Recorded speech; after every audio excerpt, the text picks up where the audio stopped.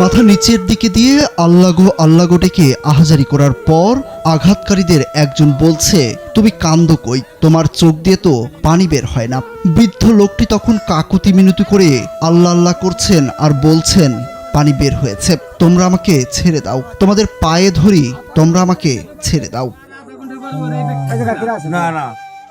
সামাজিক যোগাযোগ মাধ্যমে ছড়িয়ে পড়া একটি ভিডিওতে এভাবেই কাকুতি মিনতি করে বাঁচতে চেয়েছিলেন বৃদ্ধ বিল্লাল গাজী। ছড়িয়ে পড়া ওই ভিডিওতে তাকে আরো বলতে শোনা যায়, আমাকে ছেড়ে দাও, আমি ফজরের নামাজ পড়ব, আমাকে তোমরা আর মেরো না, মসজিদে দিয়ে দাও। ৮৩ বছর বয়সী মানসিক প্রতিবন্ধী বিল্লাল গাজীর এই আহাজারি মৃত্যুর আগে কেউ শোনেনি।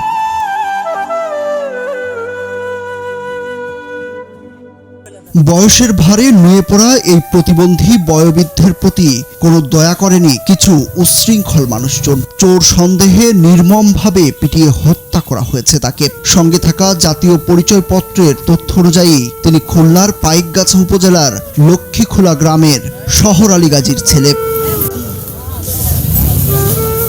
মঙ্গলবার দিবাগত রাত ১:৩০টার দিকে ফরিদপুরের নগরকান্দা উপজেলার গোয়ালপোতা গ্রামের লতিফ মণ্ডলের বাড়িতে গিয়ে ওঠেন বিল্লাল গাজী। পরে বাড়ির উঠানে রাখা একটি অটো ভ্যানের উপর বসেছিলেন, কিন্তু লতিফের বাড়ির লোকজন মনে করেছে তিনি ভ্যানটি চুরি করতে এসেছেন। পরে আশপাশের লোকজনও জড়ো হন। গ্রামবাসী মিলে বৃদ্ধ বিল্লাল গাজীকে কিলঘুষি ও লাঠি দিয়ে পিটিয়ে নির্মমভাবে হত্যা করে, কিন্তু লতিফের দাবি ভিন্ন। এদিকে স্থানীয়রা জানান, বৃদ্ধ লোকটিকে পিটিয়ে হত্যা করা হয়েছে, এতে কোনো সন্দেহ নেই, কারণ তার শরীরে অনেক আঘাতের চিহ্ন রয়েছে, নাক মুখ ছিল রক্তাক্ত।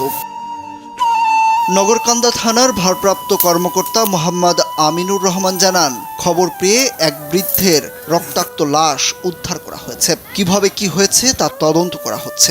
অভিযোগ সাপেক্ষে পরবর্তী ব্যবস্থা নেওয়া হবে।